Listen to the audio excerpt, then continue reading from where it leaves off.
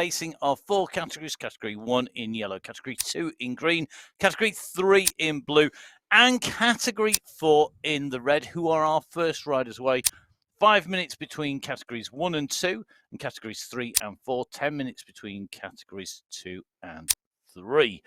Sounds complicated. It's dead simple. First over the line wins in each category. And in Category 4, the teams that are competing, Bauhaus Sport Club, the DS team, you've got Team Colville, as well as Team Tiny Visma. I'd always love doing this because Emma never knows what's coming next. We've got the Anzacs, the Tour de Force, and the WTBR team as well. A great mix of teams, a big race field.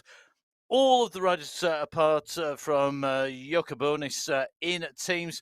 We'll run through the riders in a second, but this is the finals. This is time to get underway. These are Category 4, the first of the riders to hit the 45-kilometre course, and we are go on the Sunday Race Club, the monthly finals for October. Race start is away.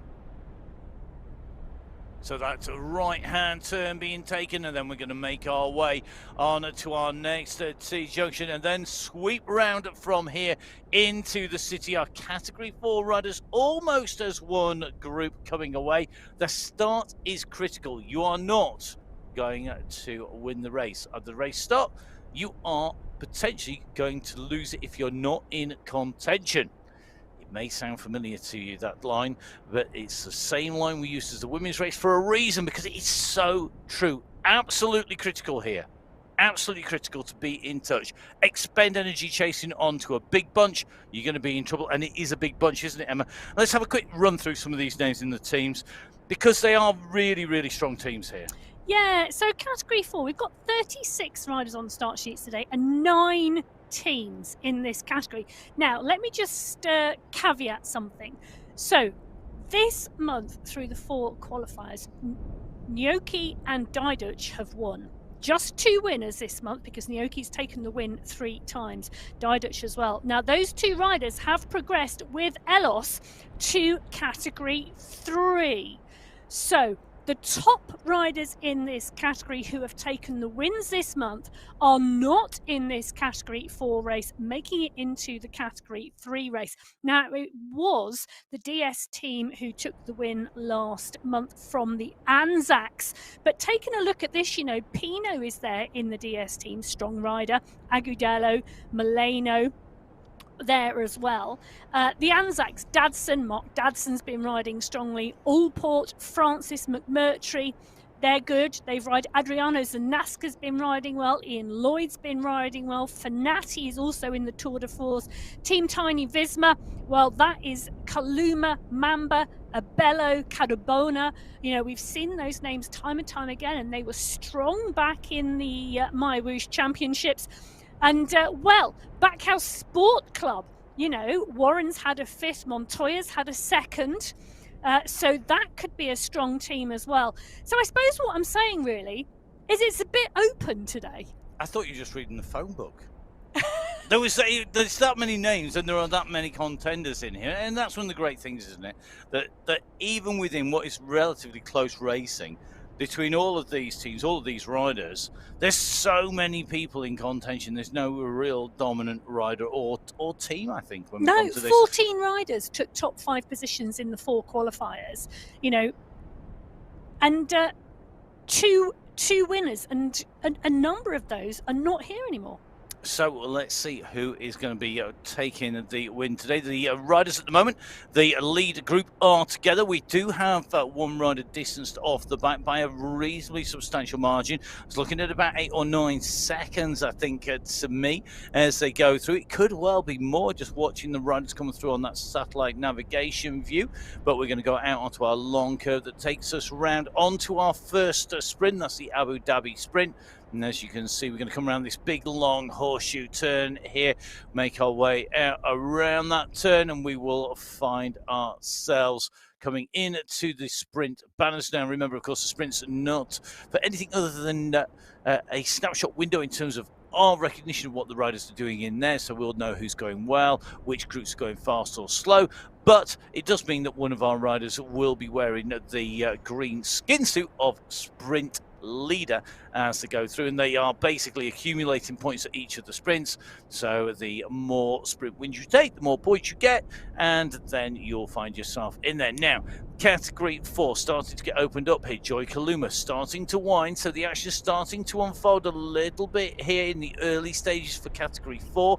Category 3, well, they are lined up on the start line. They're ready to go on the boardwalk. Peds and the Chasers cycling team, Colombian Andean, Cole Team Draft of the full gas riders are just part of the team roster here today, because we also have the Hexagons, we have Italian Espresso, the Level Racing, the Team Ballot, and the Gold Grabbers here today.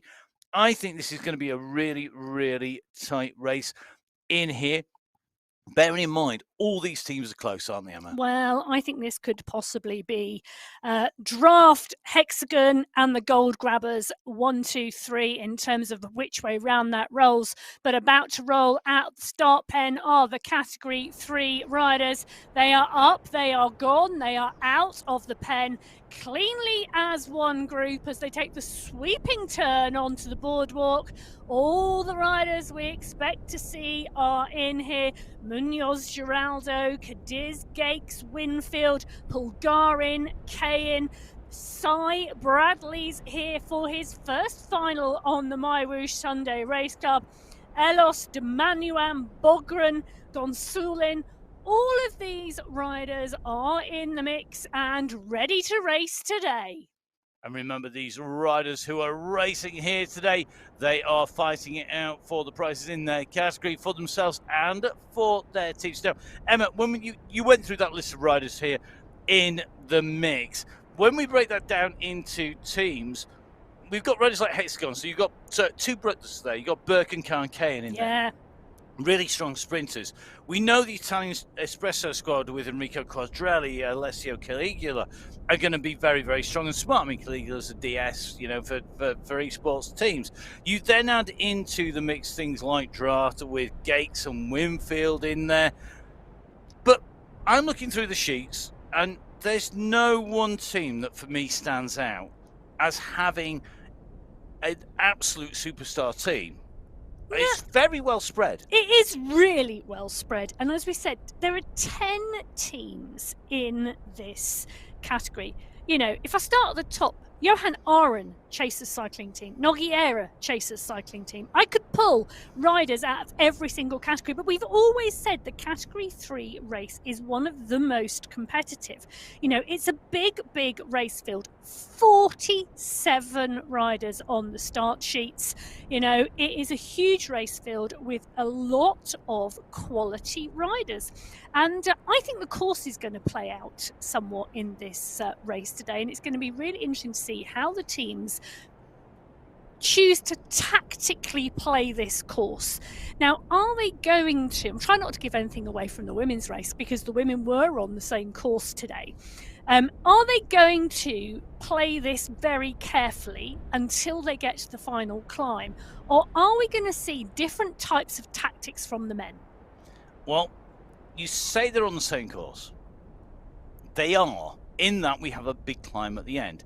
And we have an intermediate climb, one intermediate climb. But for me, there is a difference. Now, it's not just in the fact one's 45k and one's 35k, because the actual race times are very similar. The balance is there.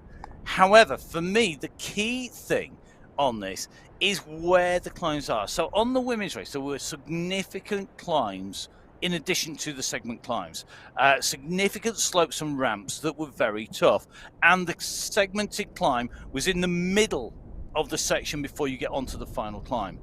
Here, the segmented climb comes right before the final climb with the aquarium climb. That is going to be really key. Now, I think it's going to depend on the category. It's going to depend on how they ride it. Because, of course, all four categories are fighting for individual prizes. It doesn't matter if you're first rider overall, it's about being the first in your category. And when you're riding for a team prize as well, that plays a big part in how the race is ridden, because people don't want to gamble with somebody else's money. Generally, people just want to gamble with their own. So let's have a look at the money. Let's see the differences there. And that probably is going to illuminate a little bit why we have so much different racing across categories and in between the riders between the qualifier and the final, because in the qualifier races you can see it's just the individual classification. In the monthly final we have the individual classification and we have the team classification together. So that means that the prizes are eligible. I will get my teeth in with enough coffee. Italian espresso, thank you very much. Are all welcome. 2,160 AED for the individual classification in the monthly finals. For the win in category 4, 10,800 AED in the win in the team competition. Now that means that if you are racing for that team competition, you need 3 riders to qualify out of 5 in each of those teams. That means you've got a lot of people with a lot at stake. That is really key, and it gets bigger and bigger as we move through. So when we move from category 4 to category 3, you will see that the team prizes escalated up to an 18,000 AED first prize. The individual prizes up to 3,600 AED as well. And of course, those top 5 prizes in each the individual and team classification are escalated up. So there is more at stake in terms of prize money. But of course, it's a team competition, 3 riders minimum to count, and those 3 riders' times are added together. We have seen team competitions split by fractions of a second. That is how critical it is. Now, when we move from category 4 to 3, it increases from 3 to 2.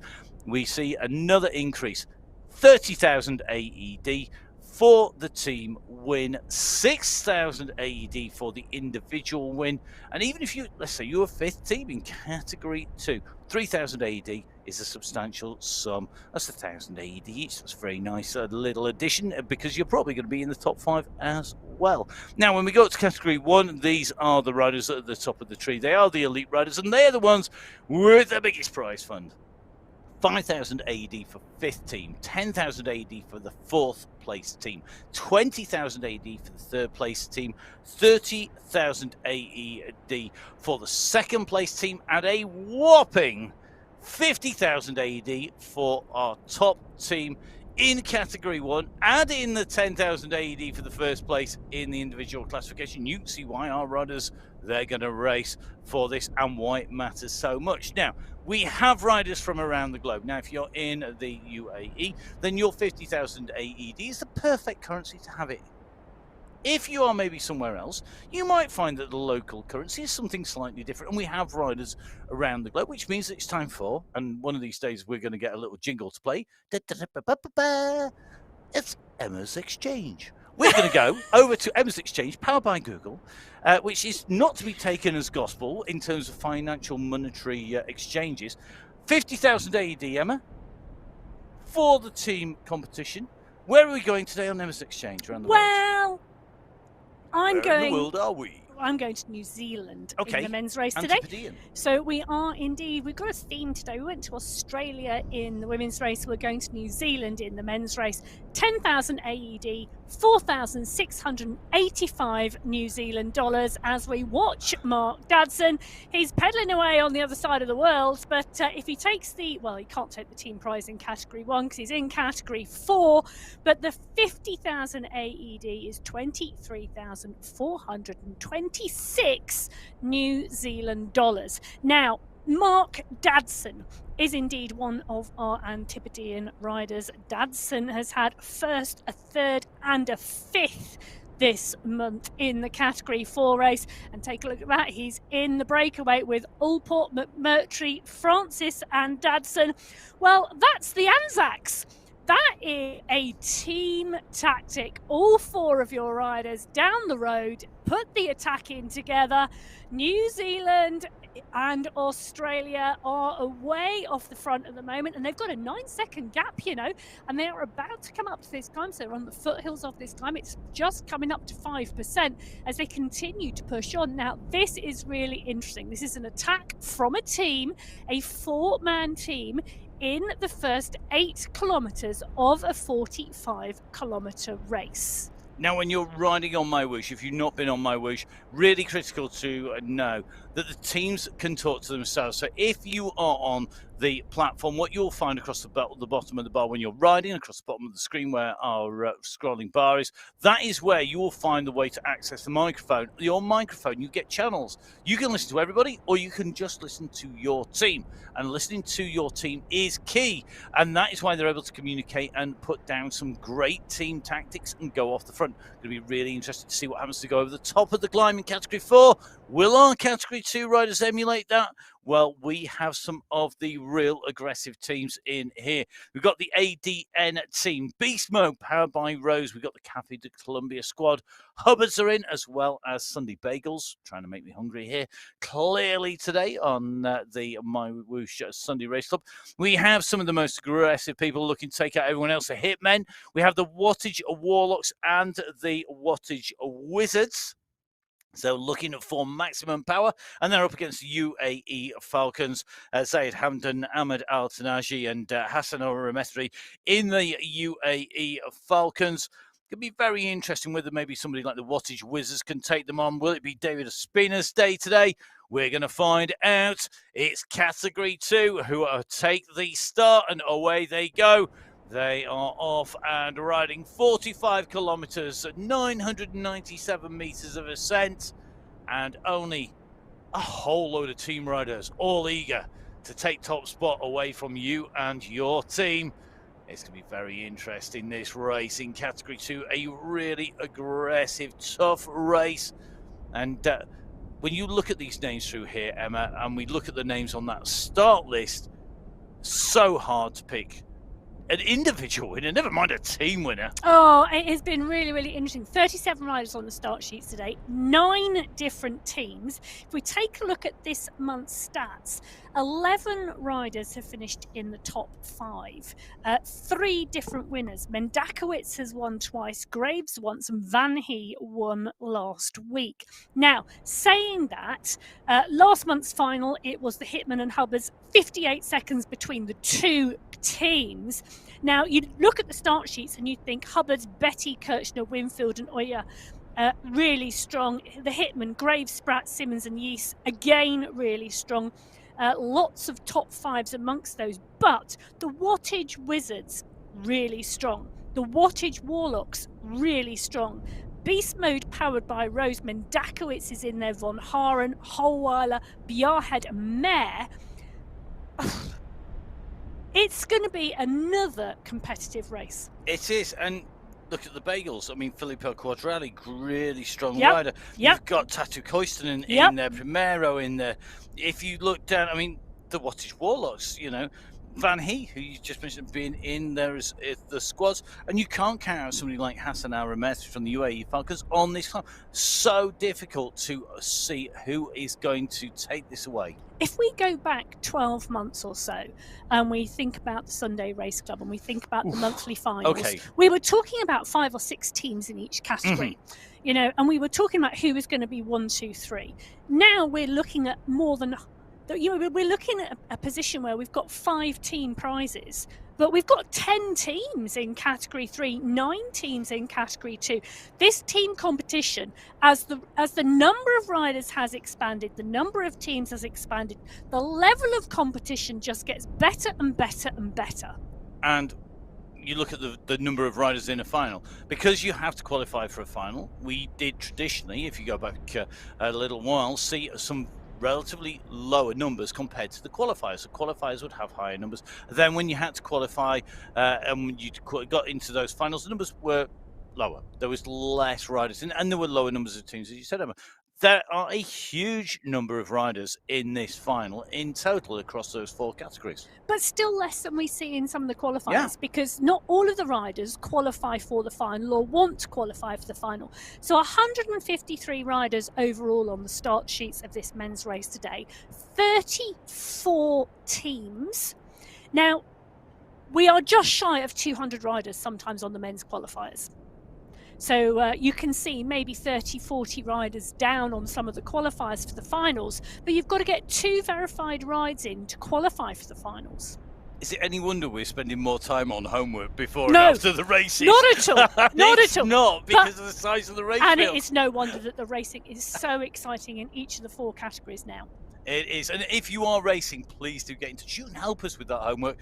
Get in touch at Biking Emma or at Matt Fixer Payne. Get in touch with us on social media. Emma on Instagram, me on pretty much anything.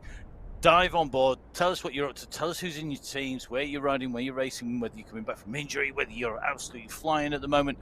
We promise we won't tell quite the entire world, but we'll do our best to get it out there. Now, our riders in Category 1 are our last riders away, a set of riders we know well because they are the top of the tree. Some amazing teams in here. We have some individual riders lining up alongside the Belgian Waffles, the Donut Give Up, the International Cake Club, which is just like the best Baker Cake Off team name ever. The Sweet Potatoes, just for Emma.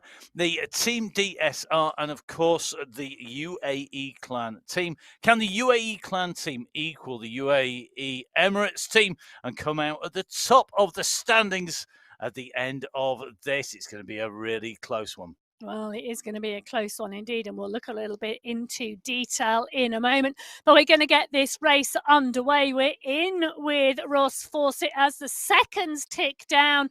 Category 1 are away on the MyWhoosh Sunday Race Club. This is the final for October. It is a packed field as they swing out of the start pen over the boardwalk and out on to the course. They face 997 meters of climbing. It's a 13.5 kilometer climb up the Jebel Yais to the finish line, but they've got 31 kilometers under their wheels until they get there. Let's see who's going to take this out. The bunch out nice and cleanly as one. Just a quick heads up if you are watching for the first time. So whilst our riders are all riding exactly the same course, categories 1 and 2 are riding in the same world. And then there is a parallel world for categories 3 and 4. It does mean that category 3 and 4 can see and catch each other and use the draft from each other, and categories 1 and 2 can do the same, but not between those two sets of categories. So basically 2 exactly identical worlds existing at the same time. However, categories 1 and 2 in one world, category 3 and 4 in a parallel world. That is why you won't see a category 1 rider racing against category 4 or getting draft or vice versa from them. Simple. If not, go see Stephen Hawkins. Well, category 1 this month, it has been absolutely phenomenal. It started in the September final last month where the Italian Gelato squad beat the UAE Clan team, and it ended the UAE Clan team's domination of the team competition for some time. And the Italian Gelato team are not here now, but their riders have changed across to the Sweet Potatoes. Yes, and so indeed, those riders are in there. They are in the mix. So Noren, for example, Sweet Potatoes rider in the mix there. So great to see Safrazad in there as well. So that's going to be interesting. But this month in the qualifiers, it has been absolutely phenomenal racing. So Popovic has taken the win twice, Knudsen has taken the win once, and Vujasin took the win in qualifier 1 in the sprint. So really great racing in category 1. This team competition, Matt, where are you going to hang your hat? Oh, it's so difficult. It really, really is difficult. I mean, it's hard to look past the UAE Clan team. Mr. X100, SS, Pablo Popovic, Michael Knudsen, all of which are capable of taking the win. All of which are going to be figured up there. And we know the UAE Clan team have so much pride in their team and how that team races. And that is shown by the way they close down move after move, the way that they talk to each other. The category 1 race, it's at 48 kilometers an hour now, and in part that is because everybody wants to be there. You can see SS in the blue cap there, up there marking out Pim Van Diemen. Van Diemen riding for Sweet Potatoes. Noren and Nair can climb. I know this for a fact because I've hung on to their wheel, breathing out of my ears, trying to stay with them whilst they were having an easy ride, and we know they could be up there. But don't discount riders like Chris Dawson, Simon Walters, Jasper Paradians, Christos Thiem, Jakob Björklund in the International Cake Club. It may say cake on the name, but I'll tell you something, these lads have not been putting away the Victoria Sponges. They have been right up there and can be right in the mix. I mean, think about Don't Give Up. Again, another confectionery name, but these guys are absolutely sweet when it comes to a climb. Let me just give you a heads up. We were on the Yebble Ace for qualifier 3 in September. It was Knudsen versus Norren in a sprint, 0.2 of a second for the win. Van Elst in 3, Talbot in 4, and Popovic in 5. And it's such a mix. And you've got people like Michael Kaminsky. Kaminsky's Yeah. riding really strong for the Don't Give Up squad. We know that Tim Cutler's likely to go on the attack with David Talbot, but we haven't even talked about Belgian Waffles. I mean, no, I know. I mean, this is a who's who. I mean, just the Belgian Waffles team. It's a who's who, not just of esports riding, but continental riding. Lionel Verjassin, Martin Martins, Stefan Van Elst, and add into the mix Jason Osborne, who rides for flipping Ampersand. I mean, you know, it's incredible the strength of depth in here, and that is translating as quicker and quicker riding. And I think at the moment, Category 1 is as hard as I have ever seen it in all the time I've been on the mic for the MyWhoosh Sunday Race Club, which is coming up. In fact, it's not going to be long before it's coming up for 2 years. It's quite a scary thought. Let me tell you, the quality, the world-class quality of this race field today, absolutely outstanding. As we're watching Vidar Mayer, he's the rider putting the attack in off the front. They're 3 kilometres into this race. It's 5.5 watts per kilo, but it's Sultan who's coming across. The kick was at 10 watts per kilo. Pim van Diemen now responding. Now that we've got a response, it is all coming back together. Van Diemen goes over the top. Mayer, Jason Osborne, Arnie Jacobs is in there as well. Everybody is marking each other as this group come back together after that small attack from Vidar Mayer. That is the sweet potatoes. The first attack of the day goes to them. I don't think that's going to be the last. I would agree with you. And Hassan Sultan taking top spot in the sprint, not because he was going for the sprint, but that's what it takes to close down the attack. That attack going through that sprint segment, showing you just how much work you have to do to close it down. Really interesting that when you look at this, I mean, we saw that attack go through the attack there as it went through from Pim van Diemen. Sultan responding. We know he's also a threat. I mean, people like Al Hamadi, Al Thib, Reno, Sultan, Sanchez, Andres, they're riding individually. But Hassan Sultan, I mean, he was absolutely flying, and he could be somebody who could be there at the finish.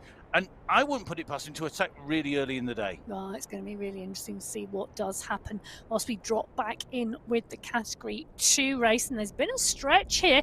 So they're at 7.2 kilometres into this race. This is an uphill section of the course. And look at that string of spaghetti down the road. So Phil Graves is the rider on the front. He's joined by a number of riders now as they try and hang on the wheel. So this move going on an early climb. It's not a classified climb. It is just one of the smaller climbs on the course, but picked up by Simmons. Van He is there. Graves, Ospina, Mayer. Von Haren is in there too. So Carlos and David Ospina in this leading group as the rest of the group are working to come back together. And this is where the riders are testing each other's legs. You may not make a race-winning move here, but you can damage the other riders. They have to respond. And if they've not warmed up, maybe not as much as you have, that's time to do it. If you're feeling good, you have to use this moment. You can't just leave it and leave it and leave it. Because if you've got a great legs, you're feeling good at the start, or in one of these early climbs that are not categorized, you've got to use that sensation. You've got to have good sensation. You've got to go for it. But also, you don't want to waste it because you get to the end of the race. You might not have great legs. You might actually be suffering, and you've just wasted this. Now, looking at this, Mendakowicz, Graves, Howeiler, Van Heen, Juki on here. They've taken that left-hand turn as they came up the hill. They turn left on the flat section, then back onto this kicker, and now as they go over the top, this is critical. Watch carefully here. As you go over the top into the descent, if you push over the top, if you get a gap opening, It's a thin end of a wedge, and we are seeing riders being distanced. Well, and I think that's the plan here. I don't think this is an attack to go away. I think this is an attack to start dropping riders from this group, to make this group smaller. We saw a couple of riders get dropped on the last push on the previous section when Graves went off the front. Now that Mendakowicz is pushing on here, we're seeing more riders drop off. In fact, I'm counting at least 2 more riders dropping off this group. It might just be 2 every time, but every 2 makes the group smaller. It does indeed. Category 2 on the right-hand side of your screen. On the left-hand side and coming onto our main screen, these are the Category 1 riders who are chasing behind. We have one rider stretching their legs up the road, which is Vidar Mehr. Mehr just starting to open a little bit of a gap up here as they come through. That's not a full-blown attack. We know that these riders are capable of double-digit watts per kilo. However, at the moment, it's one rider pushing on. It's Vidal Mehr, who's just sitting at a comfortable 5 watts per kilo. Not comfortable for most people, but this is Category 1. These are the elite riders that have gone over the top. That gap is there. The pace is picking up. They're going to come through the next of our sprint banners, topped by that UCI banner.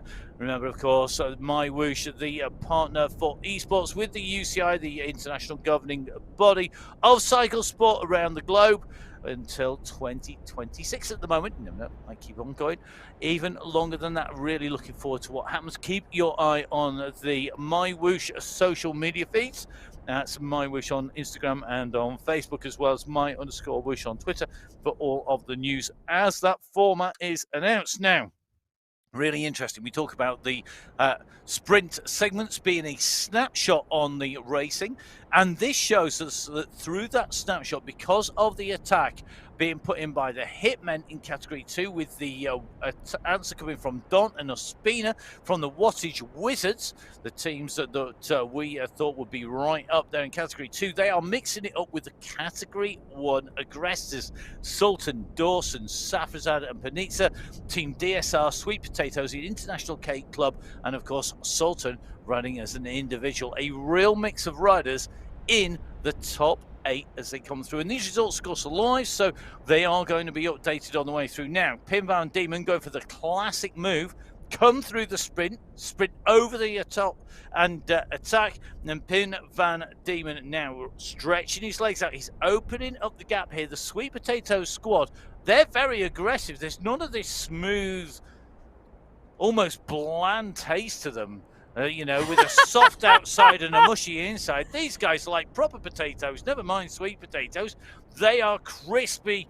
They are very, very tough stuff. They're absolutely packed full of goodness, and they are giving it some. You can't beat a baked sweet potato. No, you can't. Culinary debates on social media, please, only. Well, Ross Fawcett taking up the mantle with Tim Cutler. Cutler's been very aggressive. He is an aggressive rider, but Fawcett and Cutler from Do Not Give Up.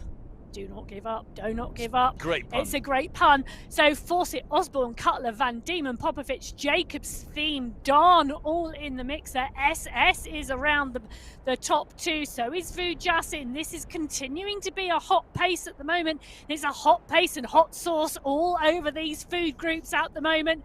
So Vujasin continuing to push on. Popovic now coming into the mix as well. Panizza is there. Tolbert is there. Knudsen is there as well, keeping his powder dry at the moment, because I think Knudsen will be waiting for that final climb. I don't think he'll want to show his colours too early, but I think after being knocked into 4th place in that sprint last week, well, he's going to have something to prove today. He is. He's going to prove to the cream will rise to the top as he makes his way up here. It's going to be really interesting. I promise you, we're going to try not to do too many baking food puns. You can tell that this studio is a hungry studio, not just for the race action, but if you do hear a rumbling, it's not because we're having an earthquake in Sheffield, it's because my stomach is rumbling. There you go. Wow. Right, let's get back to the racing of the Category 4 riders back in town. making the way down into the next sprint segment. So this is our 5th sprint segment of 5, and that leading group, it's not 4 riders, it's 5. Well, it's Ola Warren who has joined the group. So Warren from the Backhouse Sport Club has indeed joined the 4 Anzac riders in the front group of this Category 4 race, 24 seconds back to the chasing group. Now, one of the things I like, Matt, about these teams is these teams don't just come together. They're not just names that a group of riders allocate to themselves as part and parcel of the Sunday Race Club. Some of these teams are teams in real life. They're teams based in the community. In the Backhouse Sport Club of Warren and Geraldo Montoya and here in Category 4. That is indeed the case here with the Backhouse Sport Club being an initiative in Sweden around raising awareness around mental health challenges for kids and youths. Youths. I can't get my teeth really around. Old there. I do. Youths. So young people. Yes. So in terms of that sort of mental health initiative, how the sport can help with that, and in terms of that community activity. So the Backhouse Sport Club, not just here for the Sunday Race Club.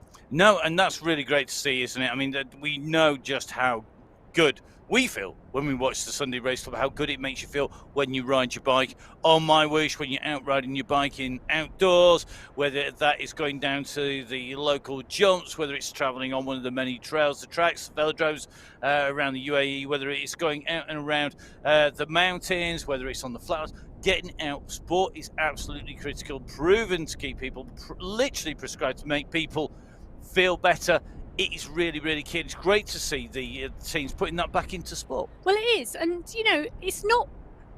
Sport is a lot of things for a lot of different people, isn't it? There are indeed the riders and racers and the people who enjoy the community aspect and the social aspect of riding together in whatever activity that is. But there's also other things you can do behind the scenes. There's taking part in organising events. There's being a supporter and supporting your favourite club. All of those types of activities. Watching it on TV, being glued to the racing.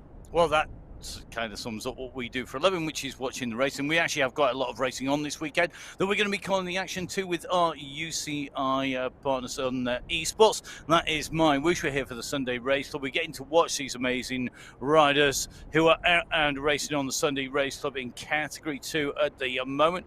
We are actually going to be splitting up. Emma's going to be heading off from this studio to our other studio across the way, and that is going to be for the UCI XCE mountain bike European Championships. So Emma's going to be over there after this race. I'm going to be heading absolutely nowhere, because we're going to be going straight into the UCI Cyclocross World Cup. Emma and I both covering various World Championships and World Cups this weekend. And it's meant we've been watching a lot of racing, really enjoying it. But I 100% agree with you, Emma. Really great to see our riders in here. And everybody, these are avatars for us. And they're avatars to the other riders, but they're also people doing real things out in the real world. They're out there raising money, fundraising, looking after mental health, looking after various charities, actually promoting riding and racing. And, they're real people. And that's one of the things that I think is really easy to lose sight of when you watch esports. Every single one of these people is somebody out there who at the moment is working their socks off. Well, that's it, and they are all around the world, as you can see from that list of flags in front of you. That's the Desert Sprint, Sultan going through with SS, Daunton Camfield from Category 2, Van Elst, Simmons, a real mixed picture in front of us. These riders riding together from all over the world in all different time zones. If you've had a change of time zone today like we have, you know how early it can be. But I know for some of our riders, I complained this morning when the alarm went off and I headed to the studio really early this morning, but I do know some of our riders in the States are up at 3-4 a.m. in the morning. Wherever you are in the world, whatever time it is, thank you for joining us on the MyWhoosh Sunday Race Club. Sultan is the rider we are in with at the moment, and we're heading back to Category 3, who are coming up to the 20-kilometre mark. Yeah, and I think it's really interesting, that point you made there, Emma, about people around the world. Now, I know that you are a keen racer and rider, and that you function best generally in the afternoon and the evenings. because that's when you like to race, because that's when you go at your best performance. Now, when we come across, then you look at the change of time zone, and that changes it. I am traditionally the first person into the studio at full speed events of anybody. That's not just because I drink loads of coffee. It's also because I'm here really early. I just work really well in the morning. Give me a morning ride or a race quite happily over an afternoon race, but I don't mind evening so much. And yet we have riders who can't follow their necessarily their pattern, and they're racing. I mean, you 3 o'clock in the 3 o'clock in the morning. When they shifted the vet women's race at the National Cyclocross Championships from the first race on at 8:30 in the morning to around 12:15, I was a very happy woman. Did it translate into better performances and better podium performances? You know, did you actually race better? It's a good question. Well, if you can't answer it, nobody can. So. Well, I know it's a good question, isn't it? But think about it and come back to us. But I actually think it's a really good point. I mean, there are sort of, there's the fables that you ride better around your birthday, and you ride better if you're a bloke, you don't have a shave the morning before you're racing, and all sorts of stuff. But do you race better at the time of day? I know I always did, and the performances, when I actually put in a half decent ride, it generally was at a time when it suited me, and it was also temperature dependent. And I think that's the other thing. We've got riders around the globe having to adjust, whether you are out in the UAE and it is absolutely scorchingly hot, whether or not you just had a thunderstorm. They had an amazing electrical thunderstorm in the UAE only a couple of days ago, lightning flying all over the place. And I think that makes a difference as well, because the air pressure changes and the way that the temperature changes is really going to affect our riders. Not as much as the courses. You can see we just had a quick flick back to our Category 4 riders, or a quick flick up to the Category 4 riders because they're already climbing. But we now see Hassan Sultan here on the front, winding it up here. He's not going to be content, I think, leaving them on there. These two have been aggressive for some time. I know. SS and Sultan have been really aggressive. Bjorklund coming across now. And I think you've got two things happening. You've got Sultan wanting to make the racing interesting. He always does. I mean, I love his. I don't want to use the word joie de vivre, but that's basically what it is. It's a love of life. It is absolutely just goes for it. He's absolutely full on. He's not afraid to have a go. And he gambles a lot of energy when he does that. But you know what? It's great to see. And I think that's brilliant. Now, I have to say, I'd like to be like Hassan Sultan. I wouldn't want to be cynical. I mean, I've lost count of the number of times I've been spat out of the back of a bunch because I've been playing silly whatsits off the front. But that, for me, it's racing. It's having a go, and I think it's really interesting. I love that. And then you got SS. I mean, he's so good for that team. We talk about Mr. X100 being the road captain, but SS is the guy who, time and time again, does so much work bringing the team on, marking out at the front. And I think sometimes he doesn't take advantage of the fact, actually, that he's an amazingly strong rider. And I think this is the thing with the UAE clan team, why they were dominant for so long. They play not just to their strengths, but they look after each other really well. I think the rest of the teams now are catching up with that. Well, I think that's about the team, isn't it? And actually working as a team. The UAE clan team wouldn't let a rider drop back. Someone would go back, someone would pull them back on. They actually worked as a functioning unit. Now, when groups of riders come together for a final, if they only ride in that final and then they go away, they're disbanded, and then a similar group of riders, but not the same group of riders, come back again the following month. They've not been riding as a team. They've not been riding as a cohesive unit. They've not been helping each other. The UAE clan team, week in, week out, look after each other. Yep, and they're right up there. Look at that. Michael Knudsen, 6th fastest time through the sprint there, with SS in the 2nd fastest time. You look at Hassan Sultan, though. It was really interesting. He dropped back through the back of the group, then he sprinted his way through the front of the group in that segment. So that segment, the Heritage Village sprint, he's got the fastest time by 2.5 seconds. 2.5 seconds. Really interesting to see that he's really making the most of that. And that's one of the things about Sunday Race Club. You can animate the action, you can go for the sprints, and you can go on a ride of whatever length you want. Don't forget, of course, as a team, lots of these teams all putting in rides on the MyWhoosh platform. You can jump in with them. I had the pleasure of going on a few of the team rides now. great to be out there with them, chatting with the riders, find out a little bit about them. We're in between struggling to stay on the wheels, I have to say. It doesn't matter what category ride it's been. I've always been struggling with them, but that's just because I don't ride a bike enough and I'm not quick enough. Really easy. Now, all 4 categories on your screen. You can see category 1 and 2 on the top of your screen, category 3 and 4 across the base of your screen. And aggressive racing in category 3 and 4 here. The distance is very interesting, 25.5k covered, midway up the Aquarian climb for category 4. Category 3 at 23.5k are just about to turn into the climb. Category 2, well, they are currently at 18 kilometers, so they're still 5 kilometers out from the categorized climb of the Aquarian climb.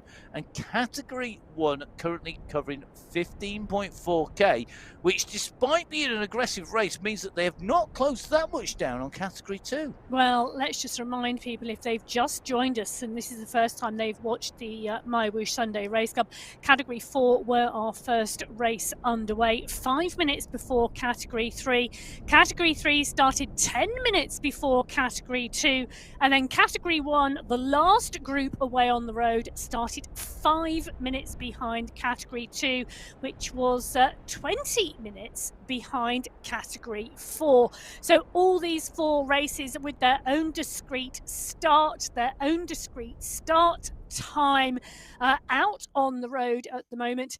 Big group in category 3, all still together. 1 or 2 riders just dropped off the back, and you can see that on the bottom left-hand corner of the screen on the left-hand side.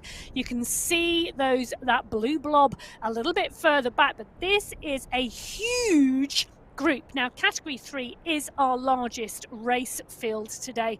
47 riders on the start sheets, 10 different teams, and boy, is it a competitive race, because 24 kilometers into this 45-kilometer race, that is the size of the leading group in front of you. It's phenomenal. That is just a swarm of riders on the way up here. Just absolutely huge group, crazy volume of riders making the way up here into the climb. Going to be really interesting. I wouldn't want to take that many riders in. I would want to break it up, but the opportunities have been thin on the way through. Yeah, they have, but taking a look back at category 1 now, 16.8, so coming up for 17 kilometres of this race. And you know, that's still a good sized group as well. So category 1 may not have been as large as category 3, 33 riders on the start sheets today, but they are still pushing on, and it's still a big group. It's a big group in category 2 as well. So other than category 4, we're seeing large leading groups on the Sunday Race Club final in Arabia on the Jebel Yais. That's what's coming up. 763 meters of climbing over 13.5 kilometers, and then a 500-meter run into the finish. Category 2, swinging out and over the water. Category 1, well, they are nicely packed at the moment, and just taking a look at Vidal Mair's heart rate, that group rolling very comfortably at the moment. I can see 2.7 to 3.5 watts per kilo of that group. Mair's heart rate 136, so a nice steady pace for them. It is. I think the difference in this racing is really interesting. And category 4, as always, not disappointing. This, though, 4 riders from one team. You know, they're basically looking to sew up that competition. They're nearly a minute clear. This was obviously a predetermined tactic from the Anzac's team. And it could have gone so badly wrong. They could have burnt all their riders out before they hit the climb. The riders behind must be thinking, well, we're not pulling it back that much yet.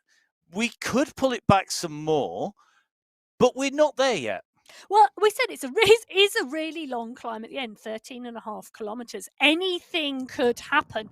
But this is a class group of riders, and Ola Warren has joined them. He's had a 5th this month as well. Just taking a little look here, Dadson's had a 1st, a 3rd and a 4th. Allport's had a 1st and a 2nd. Francis and McMurtry are not slouches either, as we watch Dadson just push on here. Now he's pushing on the descent. Now the question for me is, why is he pushing on at the moment? Because he's got his 3 teammates with him and he's got Warren with him. Now Warren's teammates, well, let me just take a quick look on my sheet. They are indeed in that chasing group, but that chasing group is 50 seconds back. We know some of these riders in this group, we know most of the riders in this group can climb and can climb strongly. So really interesting to see any push on this group. That push has now come off of the group, so that group rolling nice, but that's 5 leaders in the category 4 race, and they've got around 45 seconds. They have now. Vidalmer from the Sweet Potatoes team on the attack, looking to open a gap here.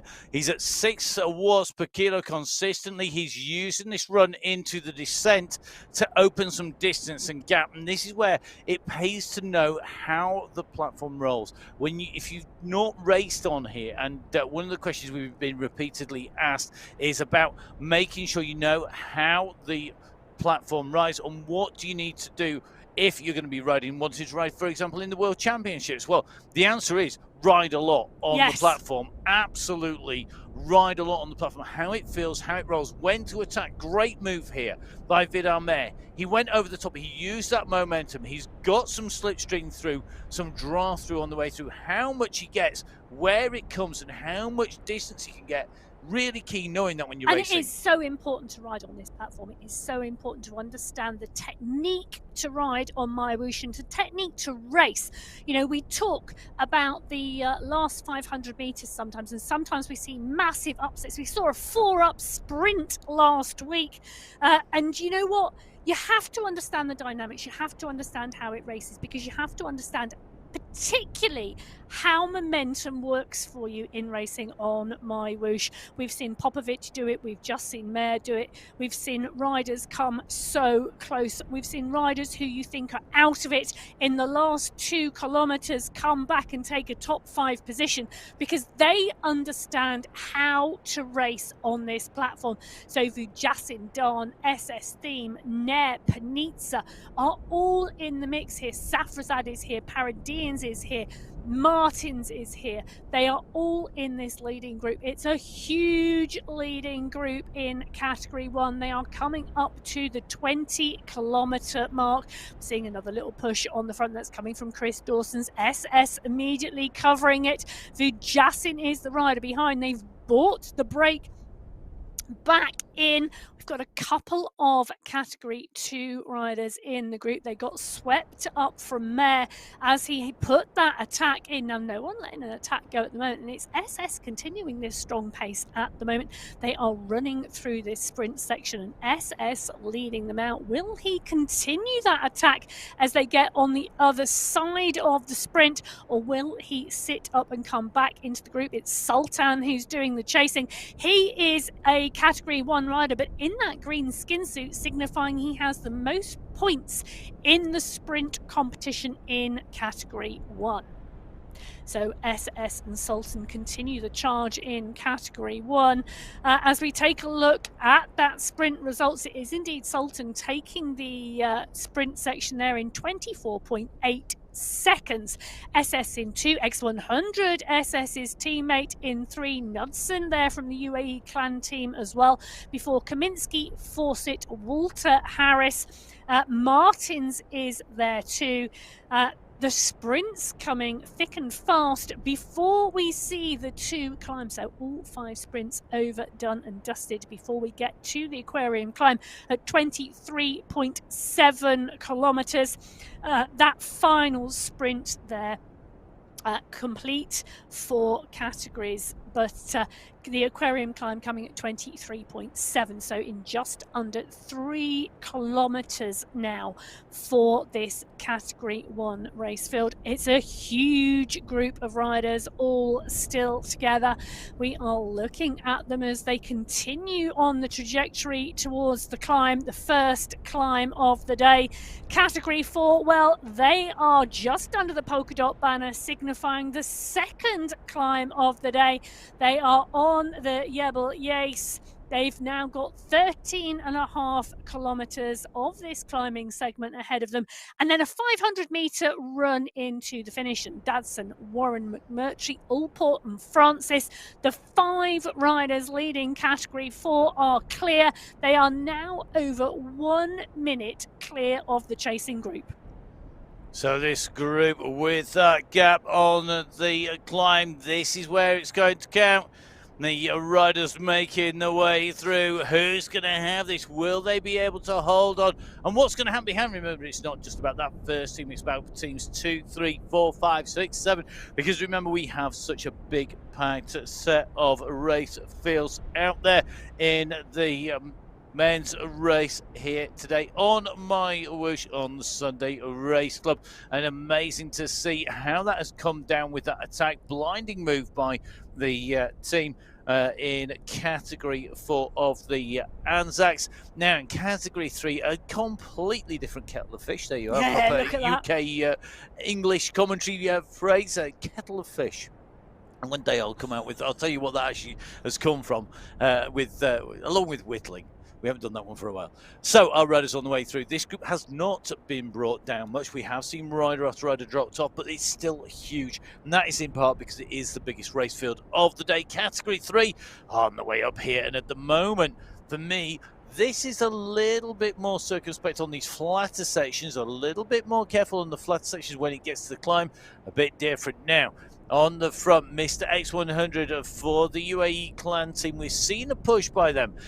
Are we seeing a push here, Emma, because somebody significant is off the back? Or do you think they just want to make it hard as they come in? They are currently at 22.6k. It means they're coming into the climb. They're about to hit the Aquarian climb. Is this just a way of controlling the pace? Maybe just getting a little bit of a head start on the group? Well, I'm wondering whether the UAE clan team have decided enough's enough and this group is way too big, and they're going to use a number of different tactics if they need to make this group smaller. Because at the moment, this is phenomenally, I'm going to use the phrase phenomenally huge because I can't count that. I don't know if you can. But lots. my default phrase for a lot of riders, lots. It's a huge group at the moment, and we've got X100 off down the road. He's put in a bit of a push here. SS is also on the front of the group and keeping the pace really high. Panizza, Martins all covering the front. So is Kaminsky and Jacobs, Fawcett and Safrazad, Bjork. They're all there. All of them are in the mix. They are pushing on. But X100 is just hanging out on the front at the moment. We've got 1 or 2 riders, I think, who are starting to hang off the back, and I think that's the intention. I think the intention of the UAE clan team is to push hard on the front and stretch the group, changing it from gnocchi to spaghetti. Oh, dear me. Have you not got enough food analogies in already?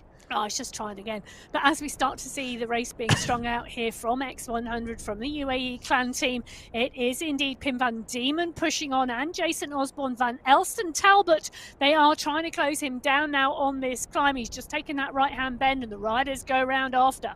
Now, is this going to be a case that when they get there, they're all going to shut down and then we'll see another attack? Or are we going to see people like Pim van Diemen, Tim Cutler, real breakaway artists try and go clear again? They've brought the whole group back together, and as they come in to the UCI banner, the polka dot banner, signifying the start of the aquarium climb, the first of our segments in terms of climbing. This group has come pretty much back together again as they make their way on to the slopes. This climb, remember, 3.3 kilometers long, 94 meters of ascent, an average gradient of 3%. Doesn't sound much, however, it's stepped, it's tough, and remember, they are racing up this. This is not just about being able to ride up it, it's about being able to race up it at speed and be able to counter those moves. So it's no good being absolutely out of your mind in total oxygen debt with your brain malfunctioning because all of that fuel is going into your legs to get you up there. You've got to be able to watch the racing and know how to race. Be smart on the way through. So category 1 starting the climb a bit further in front. Category 3 just hitting the lower slopes of the Jebel Yace. They are on the way on to the main climb. They're at 31.3k, so 300 meters into the climb. The first part of the Jebel Yace, it's a nasty little welcome to the mountains because it is an 8% climb. It's an 8% kicker on this very first part, and that means that if you are on the limit when you hit it, you're likely to go over your limit on the climb trying to stay with the fast climbers. Well, let me tell you, there are close to 40 riders in that leading group in that Category 3 race. So what a difference between Category 3 and Category 4. 5 riders leading Category 4, nearly 40 riders in that leading group in Category 3. It's not far off that, you know, in Category 2 or Category 1, as we see another rider off the front of that Category 1 pack. They are continuing to push, but they are much further down this course than Category 3 and Category 4, starting a significant time behind them. Category 1, well, they're coming up for 25 kilometres. They're coming up for 20 kilometres of racing to go. This group full of strong riders. So Safrazad is here, Vujasin, Mayer, Darn, Fawcett, Kaminsky, Paradians, Walter, Panizza, Jacobs, SS, Van Diemen, Safrazad, X100 is in here, so is Knudsen. This is a who's who, and we have yet to see the fire lit underneath them. So as we continue in the tunnels, this is the aquarium climb. The rider's about to start moving up and out. The rider just in the distance there, well, that is Mr. X100, 5.5 watts per kilo. He's a great time trialer. We've seen him regularly hold a strong pace for a long time. He's got that fantastic ability to do that. He's picked a pace here and he is moving strongly. He's holding about 7 seconds on the group at the moment. Van Diemen is the rider chasing with Van Elst and Cutler. So the group behind not panicking at the moment, holding X100 at around 6 or 7 seconds as they continue up this Category 4 climb. This is the aquarium climb. It's 3.3 kilometres in length with an average gradient of 3%.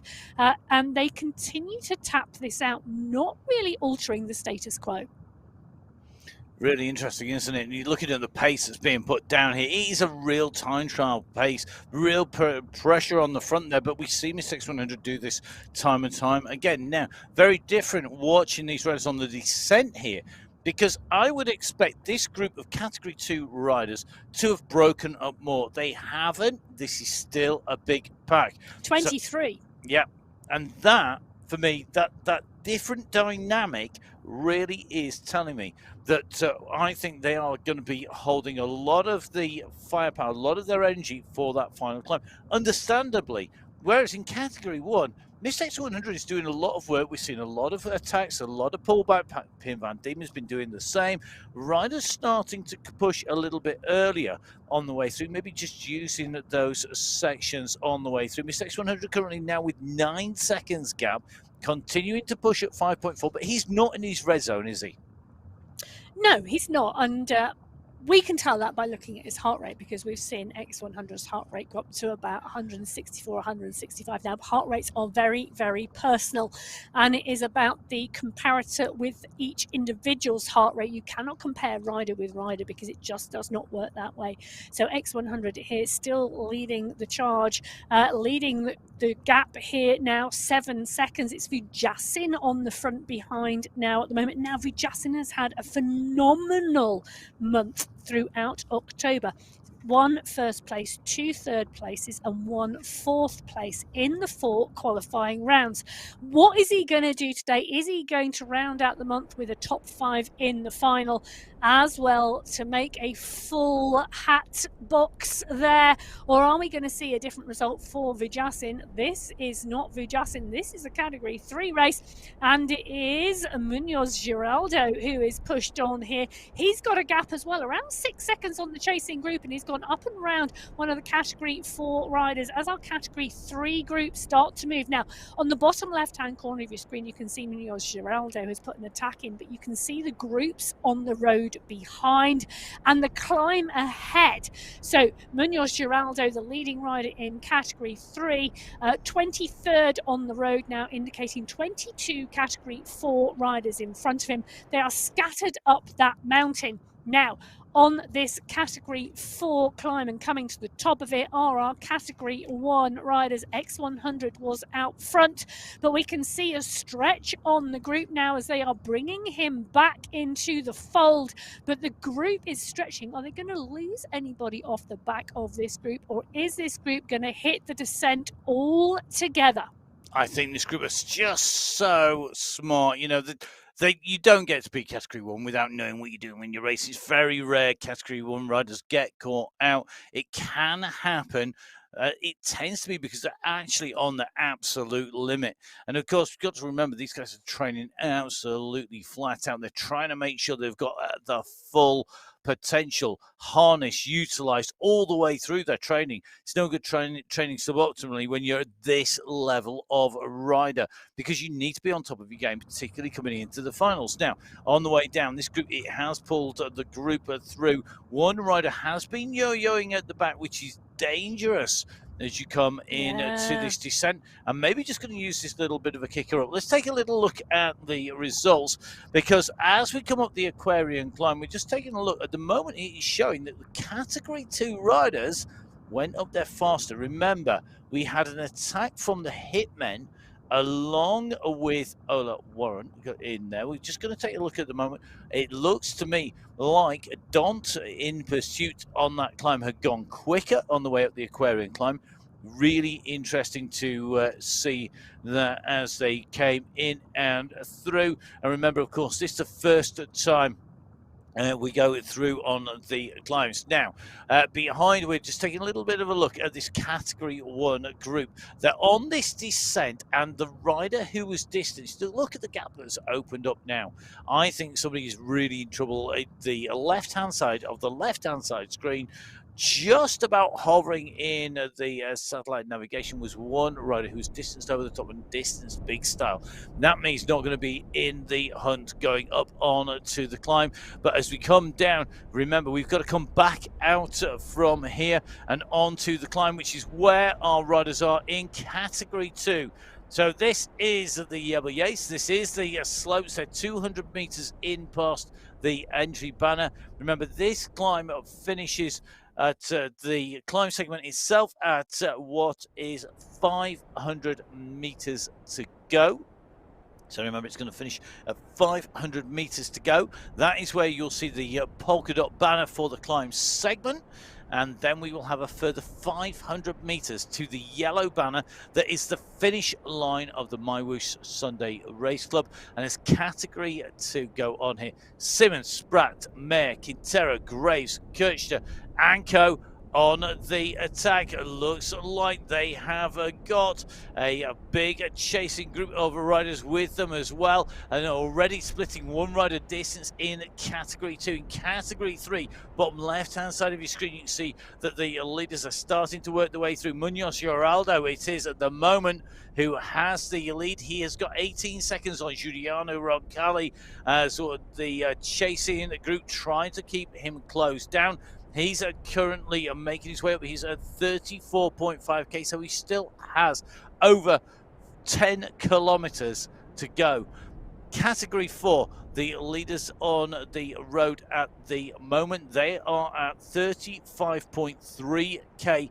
Allport, McMurtry and Co. have the gap. They've got the distance. The Anzacs team on the attack and clear. Now, in Category 1, again, another move, another kick coming through, another try to break this group up, to thin the group down. And this group of riders behind, I don't think they want to go after too soon, because I think they're a little bit worried about this climb. Missed X100 has gone clear again. Vidal Mayer has gone after him. Mayer riding for the Sweet Potato Squad. They really, the gelatos well and truly have metamorphosized into the Sweet Potatoes, haven't they? They have, but 26 riders still in this group, you know, and they're coming into this final climb now. We say it's the final climb. It's 13.5 kilometers long, and then there's a 500-meter run into the finish. Last third of the race. 14 kilometers in distance. In fact, they've got 14.5 kilometers because they're 500 meters off the banner. But X100 and Mayer are the two running into the climb, and they've gained 6 or 7 seconds. Now, for me, I think this is a case to excite the pace on the front, because this is a big group, 26 riders going into the bottom of this climb together. Absolutely class field today, and the teams now want some action because they do not want well, it's already going to be a 14-kilometre race with 26 riders in it. It's not going to be a 45-kilometre race because there's still 26 riders in with 14k to go. So X100 and Mare, the two riders off the front, they are wanting to pull this out. Now, Vujassin and Fawcett are on the group behind, but as X100 and Mare go under the polka dot banner, it's 13 seconds to the chase group behind. Tell you something, that's really going to be interesting as they come on now to this climb, because you've got Mare, you've got X100 up the road with Jassin squeezing. Now watch the numbers, look out for those red chevrons as they go on up to 6.5 watts per kilo in the chasing group behind. Vujassin, Van Elster looking to close the gap down a little. Mare kicking on here. These are in to the yellow chevrons are there. Osborne moves up near the front. Hassan Sultan moving up near the front. Stefan Van Elst moving up near the front. This is now about getting in position. You do not want to be left behind on the lower slopes. That will be game over. However, it's, as Emma has just said, an incredibly long way to the top. A third of the race distance, basically. Probably half the race time on these slopes. That is a big climb, a big distance. The Yebel Yace, you can go climb it, you can go run it yourself on MyWhoosh. Make sure you download the MyWhoosh app of the program on to whatever device you can use, whether that is going to be something like an Apple iPhone with the iOS system, whether you're going to be on your super duper gaming laptop or PC, and that is going to be on the Windows, or of course you can do it on Android if you're on something like a Windows phone. So don't forget, download it, jump on board, go out and ride. It is a cracking route around the climbs. If you do both the Yebel Hafi and the Yebel Yace in the same ride, let me know. I keep looking at the route and keep on going, nah, just one of them's enough. Let's show you why. This is today's route. We have done all of it apart from the red stuff on the right, and it's red for a reason. It's our horse category climb, the Yebel Yace climb here. A lot of it, once we get over the first third, 3/8 of it, the gradient changes quite a lot. You've got steeper kicks, you've got leveling off, you've got steep sections, easing. When you get onto the top 2/3 of this, it is a grind. It really is. And it's going to wear the riders down. And you're going to need to be as strong in the mind as you are in the legs on this ascent, because this is tough. Emma, when the riders hit the Yebel Yace, you are a consummate rider when it comes to long climbs. You're probably more adept at these than I am. This sort of climb, it's sitting at a pace. It's about knowing how hard to go. And if there is an easing of the pace, as a rider who likes to time trial your way up a climb, would you just keep pushing? Well, it's really interesting, isn't it? Because for me personally, changes in pace on this climb are what is going to do damage to me. You know, that's a real big issue. For me, I like a very steady pace, and I like to be able to hold a steady pace. I would rather ride my own race up a climb like this and have to respond to others. So when we're looking at the profile, the part that's likely to suit you is the top 2/3 of this rather than the lower third, where we've got those changes in gradient, and hence we're going to see a change in cadence and change in pace. And we've seen different riders ride very differently up these climbs. You know, we have seen riders attack and then come off the pace, and we've seen riders who have been dropped off of those attacks maintain their own pace up this climb and come back. You know, you cannot discount anybody you've dropped from a group on a 13.5-kilometre climb. And one of those riders would traditionally be Mr. X100. The initial sections here, where it steepens and lessens, that's where you see those big pushes and the drops. That is where he'd be further back, potentially, and off the back. And then we've seen him chase through and get right up into the top 5. At the moment, he's gone on the front. He's setting his own pace behind. David Talbot is leading the chaser at nearly 8 watts per kilo to close down the leading duo. They're going to come onto the back wheels pretty soon, I think, at that kind of pace. Talbot pulling across Dawson. Talbot ready for the Donut Give Up squad. Dawson ready for the International K Club. So real interesting team tactics a bit further down the slopes. Now, up ahead, Category 3, our leader is Munoz Giraldo, who is clear at the front at the moment. The Colombian Andean rider living up to the Colombian's reputation for climbing prowess, but behind is a big pack of riders. But he's going to have the advantage. He's now starting to come on to the riders in front, who are the chasing group of Category 4 riders, and that means that although there's no huge amount of aerodynamic draft advantage to be gained hiding behind somebody, there is some. If you're doing 28 kilometers an hour, that's about 18 miles an hour, you can hide behind somebody. Well, it's really interesting, isn't it? Because on the right-hand side of your screen, we've got the leading group in the Category 4 race as well. It was a group of 5, and it is McMurtry who's being dropped off of that at the moment. He's slowly making his way back on. He's got 3 teammates in that leading group as we see Munoz Giraldo now come up onto a very large group of Category 4 riders. He's kicking, he's pushing on, he wants to go up and past these. He's just going to take a bit of a breather. He's on the back of the main group. He's kicking and pushing again. It's a big effort to go past a group so large when you're on your own, particularly on a climb like this, but he is continuing to push and he's continuing to work his way through. He's going to put himself in the top 10 on the road shortly. It's just going to be that leading group in Category 4 that are ahead of him. So we've got that leading group of 5 up the road. They are the leaders on the road at the moment. If you can take a look on the bottom left-hand side of your screen at the moment, you can see all the way back down the mountain the mix of Category 4 and Category 3 riders as Munoz Giraldo pushes on. The Category 4 group responding around him to try and dig in deep and see if they can't pull themselves away from some of the rest of this group. But Munoz Giraldo shows why he's a Category 3 rider, and he pushes on those pedals and pushes on. Now, the next rider in front of him is Brett McMurtry. He is one of this leading group of 5, but he's been dropped. So 4 riders now 20 seconds up the road. McMurtry in no man's land between them and the chase group. Now, is Munoz Giraldo going to tow the Category 4 group back to the leaders in the Category 4 race? They are trying to stay with him. You can see the numbers coming out of the riders behind, but they are a further 10 to 15 seconds down, and that is telling the gap is continuing to open out. So here we go, McMurtry on to his heels comes Munoz Giraldo, and he's going straight past him here. That is Pantani-esque in the speed he's going up from that classic ascent of the Alpe d'Huez. The riders literally, as he came up and passed, put their arms in the air, sat up and just put their arms in the air and said, what can we do about this? Real climbing prowess here from Munoz Giraldo as he comes up and through.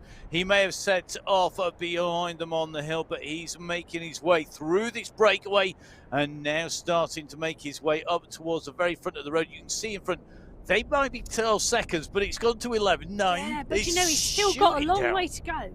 He's still got a long way to go, and he's putting in a massive effort to go past these Category 4 riders. And you can see it's flicking up, it's flicking down, it's flicking up, it's flicking down. So this is a huge effort for him. But that is also indicative of a great climber. A great climber, hate to break this to you, Emma, doesn't sit at a steady pace. A great climber I never said I was a will great get climber. out of the saddle, we'll sprint, look at this, out the saddle, dancing away on the pedals. Then we'll sit down and ride at a gear. Then we'll get out the pedals and dance again on those pedals, then sit back down again. Good job, but you can't see what I'm doing in the studio. And do the same, because that is what they do. They dance the way up that climb. He's danced his way up to the leading riders on the road. He's caught them for 5 minutes, and he is now sitting there. How long will he sit there? Not long is my prediction. I think he's going to go fast pretty quickly. He's got a good gap, but he knows that he can, if he knows he can climb faster, why would you not do it? Well, Matt can dance all he likes in the studio. These guys are dancing on the pedals, and those pedals are turning at the moment. They're turning on the Yace as our Category 4 leaders, 4 riders leading the Category 4 race, now get joined by Munoz Giraldo. He's leading the Category 3 race. So Francis, Dadson, Allport and Warren leading the Category 4 race. Munoz Giraldo leading the Category 3 race. Those are the 5 riders on your screen. Back down the mountain, you can see them snaked out all on the hill. This is the Category 1 race. We had a big group of around 25, 26 riders. We had X100 and Vidal Mare out front. We've now got, take a look at that. It has been decimated in the early slopes of the Jebel Yace. 1, 2, 3, 4, 5, 6, 7, 8, 9, 10, 11, 12 riders on a quick count. So less than 50% of the group that went into the bottom already together. Glad you did the maths there. Well, I don't know. I tried to do some very quick counting. Well, that's faster than mine, let's face it. Right, on to the climb we go. Looking back at the screen on the left-hand side, looking down the road, you can see the damage that was done by the move up here. This leading the group, continuing to push. Behind the group's exploded. However, I think we could see riders coming back in here. I don't think these riders are done and dusted behind. I think we're going to see this pack start to come back together again. And the reason I'm saying this is because we are still in that yo-yo section where the gradient is changing. Little further up the road, you can see right-hand side of your screen, Simmons at the moment leading out with Mare chasing behind. So is Espina, so is Yuki, so is Graves. But they are trying at the moment to contain Olivier Simmons. He's kicking the pack. He's stirring up a hornet's nest. At the moment, they're all coming out. Nobody can put in that killer sting at the moment and get clear. That's what they need to do. But at the moment, it is not happening. They are at 37k. They've got 8 more kilometers to go, and they need to start bringing this group down. It's too big. This is in danger of being a sprint at the finish. It's fabulous. And that is a gamble. You're going to gamble your team prize. You're going to gamble your individual prize. You're going to gamble the fact that you can say you won the Sunday Race Club final on the fact you've got with you 10, 20 riders. Absolutely not. Well, we're looking at, as you say, around 20 riders on the lead in the Category 2 race. We're looking at around 12 riders in the Category 1 race. And, you know, Matt, they're only around 1 kilometre between the two groups at the moment as this Category 1 group continue to tap their way up the mountain. And Category 1, as they tap in that group, Category 2 is blowing apart again. So let's see what's going to happen. Category 1 are flying, though, here. Look at the speed, 37 kilometres an hour. I've just seen it come from the riders on the way through. Knudsen at the moment, keeping his powder dry. Remember, Knudsen regularly on the podium, regularly up there. He's a regular rider for the UAE Clan team. But it's looking like he has got limited assistance in this leading group. Just looking through the mix of riders. Great ride at the moment by Joshua Harris. He's been improving all the way through the season. And Harris, one of those riders we haven't really mentioned all that much. He's relatively new, but at the moment doing a great job for that Donut Give Up. And I think the Donut Giving Up squad, just having a quick flick through the names on here, are really well represented in this leading group. Well, yeah, I can tell you, we've got 4 Belgian waffle riders. We've got 3 do not give ups. We've got 3 sweet potatoes, and we've got 2 UAE clan riders. It sounded like a very bad recipe until we got to the UAE clan team, really, there. Anybody who's made anything with waffles, sweet potatoes and donuts, just let us know. I'm sure you can make sweet potato waffles. I'm sure you probably can. Watch Emma's feed at Biking Emma to see if she actually ever manages to achieve it. Right, on to the racing and back with the riders here. So, the UAE clan team only 2 riders in the mix here. They're going to be dependent on what their riders don't behind discount them. There's still a very long way to go. It is a long, long way to go. Then we've got 3 riders for Donut Give Up and Sweet Potatoes, Belgian waffles with strength in depth. But remember, it's a cumulative time of all 3 riders added together. So all our riders will have to keep pushing. There is not a huge distance between these riders. It's 300 meters or so. It's not far. Separating them. That is more than achievable. And I think this chasing group has got, I think it's SS and Mr. X100 from the UAE clan team. And we know that Mr. X100 is going to sit at a pace and he is just going to motor his way up this climb. Well, that's exactly what's going to happen. An X100 is going to sit at the pace he knows he can sit at, and he's just going to continue to ride. If the rest go with him, the rest go with him. If they don't, he won't be bothered. No, he's just going to go keep pushing, and you can see that gap. They're really pushing along here. It's only 4 seconds to Van Haren. Bjorklund is 10 seconds up the road. He can see them. We can see them. Right-hand side of your screen, green, rider in green coming back. That is Nicholas Van Haren coming back from Category 2. He gets passed by this group. The group of riders just in front going round that right-hand turn, just going past that yellow sculpture of the rider on the bike. That is the group, and they're going to come into sight on this straight before we come into this long left-hand turn. At the moment, you can just see the leading group are in sight of the chasers. They're aware of that. They know what those time gaps are. This is going to be absolutely critical. Safrazad, Vajasi, Noran, Martins, all in the mix. In front of them, the riders in front, they are the next group of Category 2 riders. They are not the Category 2 leaders because that pack has been smashed to pieces, and there are riders all over the road now in Category 2. Yeah, take a look at the bottom left-hand side of your screen. You can see them, all of those green dots all the way up that mountain. That's the Category 2 race. The Category 1 race, still huge blobs of yellow. We're looking at 3 big packs of riders at the moment in the Category 1 race, but they are going to continue to pick up the Category 2 riders as they move up the mountain. So here we go. We are on the upper slopes. We will be climbing all the way to 45 kilometers of racing covered. We have 7 kilometers of racing left. We've gone just over the hour mark for the Category 1 riders, just approaching 1 hour and 4 minutes of racing so far. As you can see, the heart rates are rising. The altitude is being gained. The riders are ascending the slopes with Category 1 at what is currently 38.1k, 39k for Category 2. It is 40.9k for our Category 3 leader, who's the solo leader, bottom left-hand side of your screen. The Category 4 leader is with the Category 3 chasers, and that at the moment is at 40.8. Only 100 meters or so behind, but because this is a big slope, that is a big old time gap. So let's see how this race plays out as we come in to our race finish. At the moment, Category 1 are looking like they've got this under control in that leading group. They're climbing comfortably. Where are we going to see a divider? Where are we going to see a division between these riders? I think that's going to come when we hit the slopes, but we may see an instigation. It looks like there's another attack on the front here. Michael Knudsen it is who's pushed on. So Knudsen has gone at 8 watts per kilo. Massive chase behind. Look at the response. Almost instantaneous. The warning flags were waved. The flares were sent up. The alarms went off. It's Knudsen on the attacking side. Safrazad has gone right onto his heels. Popovic knows the danger, but he's a teammate. He will mark the moves up behind, but he won't want Safrazad up there. They will want to try and get as much of a gap on the rest as they can. Osborne responding, Noran responding, Martin's responding.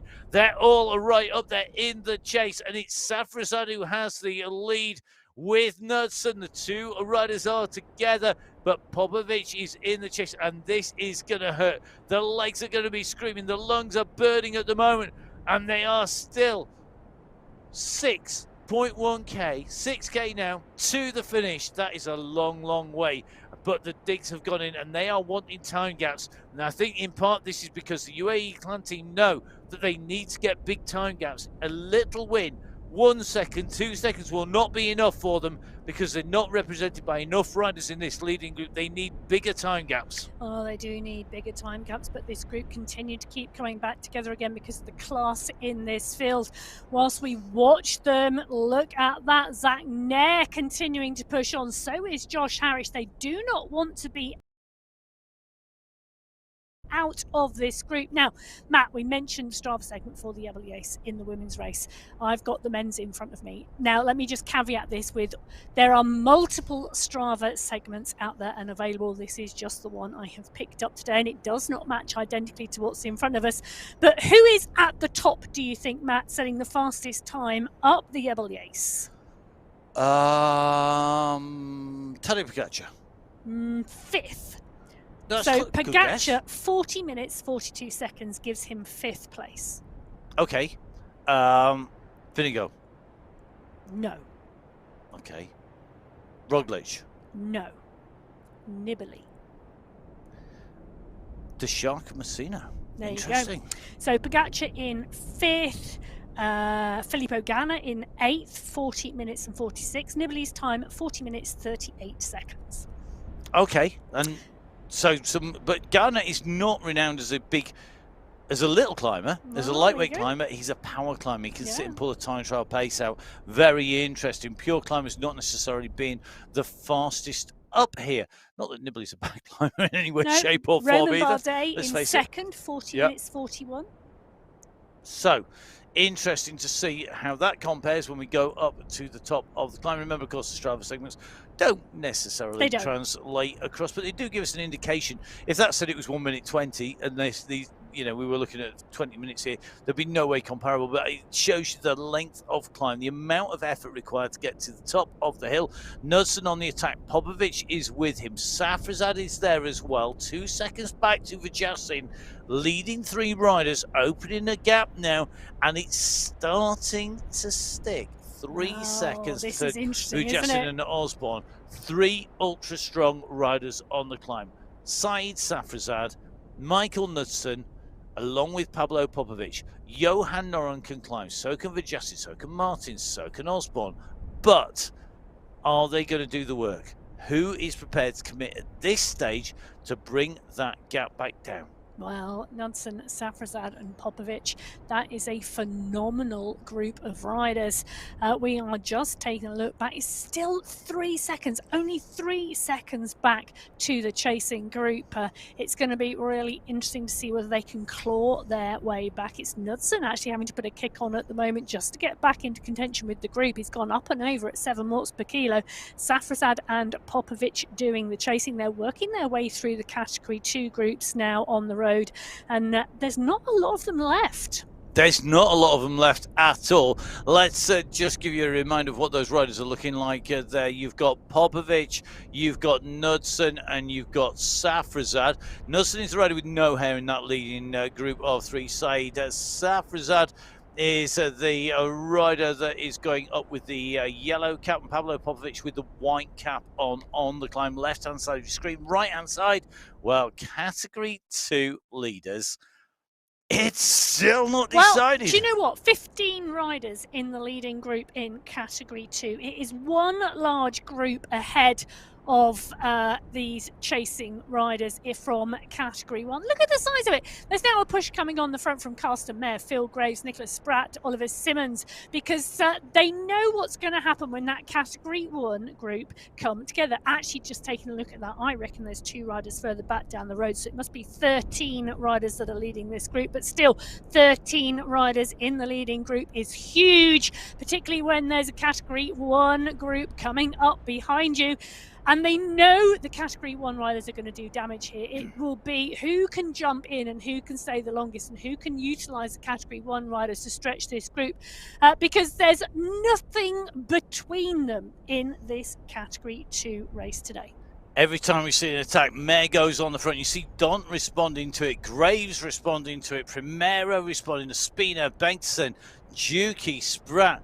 We have got a real who's who of category 2 racers, and at the moment they're always. And is this going to be about who responds to the one key, the real key attack moment? This is going to be critical. Well, talking about one key attack moment, it was Munoz Giraldo who attacked the category 3 race field. He attacked the category 3 race field and he has climbed this mountain alone. Now it's 22 seconds back to Bert Ken, who's second in that category 3 race. Cadiz, Gakes, Montalo, Giuliano.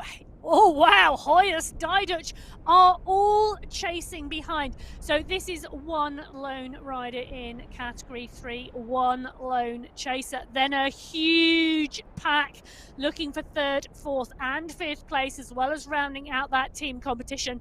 They've got 1,700 meters to go until they see the finish line. On the left-hand side of your screen, that is Safrazad, Knudsen and Popovic. Oviedo from category 2 is trying to take a tow.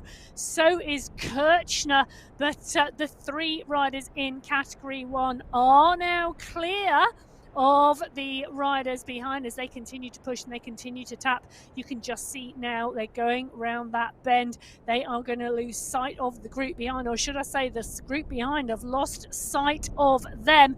So 3 riders now in this Category 1 race. They've got 12 Category 2 riders ahead, and that group of Category 2 riders, the last time we saw them, it was one big group. It was. Now, here we go. This is going to be key. Remember, 45k to the finish. 500 meters before the finish is the polka dot banner. Big move here by Oviedo, sitting in with this group, trying to stay with them. But these 3 riders, Sai Safrivatsad, Michael Knudsen, Pavlo Popovic, 3 names that we know could all be in at the win. Behind Lionel Vujassin, climbing really well with Martin Martins, with Jason Osborne. They are pushing on there. Vujassin, Osborne and Martins, all part of the Belgian Waffle squad.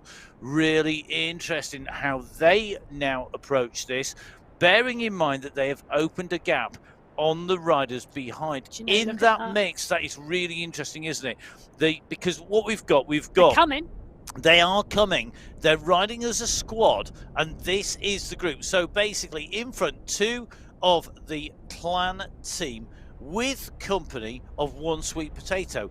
The chasing group here, this is essentially the Belgian Waffle squad on the chase at the moment, and they are coming up, but they have a company in there as well. It's another sweet potato. It is Johan Noren. This will actually bring 2 sweet potato riders into the lead group if they can come together. Well, this is amazing riding. We said it's not over until we get to the top, until you get to the finish line. And we've said we have had challenges for the leaders on the road before, on the mountains, and that riders have come back unexpectedly. Well, this group of riders, they have pushed on. There's 8 seconds between them and the lead group, but they can see the lead group in front of them. And as soon as you can see them, they are in your sights. That is added motivation. So Vujassin, Osborne, Noren, pushing hard. It's 35 seconds back to the next group of Category 1 riders, and that's being led at the moment by Josh Harris. So Osborne, Martins, Noren and Vujassin, 4 riders chasing 3 riders up the road, Popovic, Safrazad and Knudsen. So this is going to be a phenomenal finale to the Category 1 race for Julian David Munoz Giraldo. This is going to be a phenomenal climb in the Category 3 race, because he's going to come under the polka dot banner, signalling the end of the Hawk category climb of the Jebel Yace. That's the segment done. It's 500 meters to the finish for him. 500 meters to go for Munoz Giraldo. He takes the polka dot skin suit of the climb leader. He could have that taken off him in that category by a faster climbing rider behind. That is going to be absolutely critical. Really interesting to watch this as these riders continue to push. Ken, Giuliano, Caligula all racing in here. Cadiz, Diduch, Gates. It's a real battle in Category 3, and I think this team competition is going to come down to fractions of a second between them as they make their way up the climb. You can see Bert Kane at the moment, the rider in second place, coming up underneath that climb banner at the moment.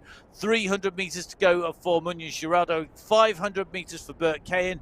He has got a gap back to Caligula, and all of the chasers in Category 3. The Category 3 overtaking the Category 4 riders on the climb.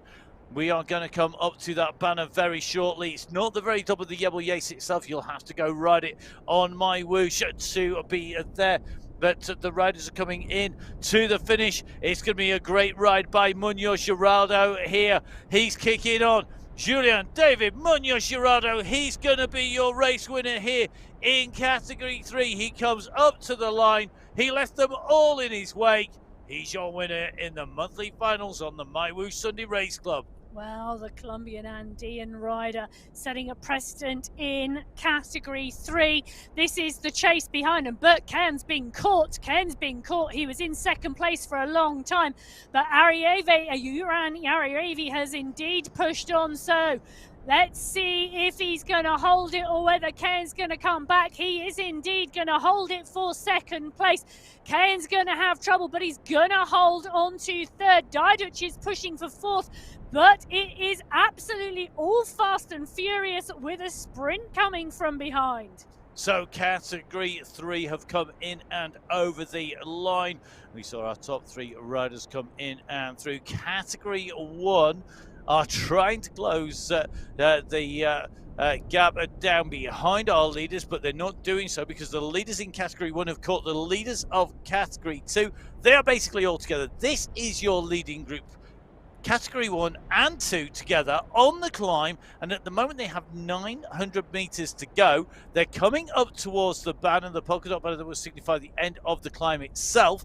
And at the moment, the Category 2 riders, I think they have all managed to save a little something to be able to stay with these riders. Those that can hang in with the Category 1 are going to be able to benefit from this. Let's see what happens. The yellow jersey starting to move to the front now. They're continuing to push 5.5% the gradient. Knudsen on the front, winding it up. Zapata responding from Category 2. A real battle here. Now, this is going to be really critical for the riders in Category 1 and Category 2. It is indeed, and we are going to see the finish here come very, very thick and fast as they see the polka dot banner signifying the end of the Yvelyace segmented climb. They are moving, and they are moving well, and those Category 2 riders are digging and digging deep at the moment as they hang with Knudsen, with Safrazad, with Popovic. We know the riders are chasing, and the riders are chasing really hard behind. This is going to be a fabulous 400 meters to the finish. So here we are, the riders coming around this left-hand turn. Yellow jersey of Category 1, as well as the polka dot jersey of Knudsen as they go up here. It's Pablo Popovic leading, but Said Safrazad comes over the top. Safrazad, then Popovic. Popovic now takes in lead. Here's the white cap. Safrazad with the yellow cap behind. They're bringing with them Phil Graves in his triathlon time trial helmet there, showing his roots. Will he be able to dig in deep? He's a man who's raced on at the MyWhoosh Sunday Race Club since we kicked off, but this is the run for the line. So Category 1 first of all. Said Safrazad trying to open it up. Pablo Popovic, the momentum master, takes it. Then it's going to be Said Safrazad who comes in and through. Knudsen comes through as well. It's going to be Gray, Zapata and co. It's going to be absolutely down to the second. So I think it is Graves who takes the win in Category 2. In Category 1, it's Pablo Popovic from Said Safrazad and Michael Knudsen. This is now about the team race behind. Osborne is in, Vujassin's in, Martins is going to come in. Surely that is going to give them the team competition, but it's going to depend on how the riders behind perform in all of our categories here today. Johan Noren, what a chase back by him. We saw that group was coming quick. It didn't quite make it up. Meanwhile, we see Medakowicz, Simmons, Mayer and Spratt come through from Category 2. And it's like the top of the UK National Hill Climb at the top of the struggle, which is going on right now. They need catchers at the top to catch these riders. There's that many of them. Here are your top 7 so far in Category 1. Pablo Popovic taking the win for the UAE clan team. Said Safrazad in second for Sweet Potatoes. Michael Knudsen coming in third place for the UAE clan team. Behind, though, 3 Belgian Waffles. Jason Osborne in 4, Lionel Vujassin in 5, Martin Martins in 6. Then it's going to be the Sweet Potatoes rider Johan Noren. So, UAE clan team with 2 riders home, and the Sweet Potatoes with 2 riders home, all chasing the Waffles. This is going to be so tight at the top. Well, I think I can tell you the Belgian Waffles may well have got it with Osborne, Vujassin and Martins coming in. In the Category 2 race, the Wattage Wizards, we said they might be there. The Hitmen coming in 10 seconds behind. The Colombian Andean squad taking it, I think, from about 45 seconds from the Hexagons. So really close, really tight racing across all 4 categories in our men's race, matching the action of our women's race earlier on today. It's been an absolute blast. We said it was going to be a cracker. It certainly was. Don't forget, jump on board. Come and join in one of the rides. You'll see me out on MyWhoosh riding as well. My name's Mark Payne. You can catch up with me on social media, on MyWhoosh, on Strava. It's at Matt Fix Payne. Emma, where can we find you? Oh, you can find me at Biking Emma. So you can get hold of Emma at Biking Emma on Instagram. Please do get in touch. Let us know what you're up to. Don't forget, give the amazing team behind the scenes at MyWhoosh a follow. It's at MyWhoosh on Instagram and on Facebook. Don't forget, of course, jump on board. We want to see you riding. We want to know what you're getting up to. It's been an absolute pleasure putting words to the action. We are going to jump in from one UCI set of races across to another because we're going to be heading out to Emma's going to be heading across to the XCE World Championships. European Championships. World Championships are in November. And Emma's going to be on those as well. And I'm going to be bringing you the Cyclocross World Cup from Mass Mechelen. So please do join us for those if you can. And of course, we want you back next week. But from Emma, from myself, and from the amazing team behind the scenes who make it all happen and all possible, stay safe. We will see you again soon. Goodbye.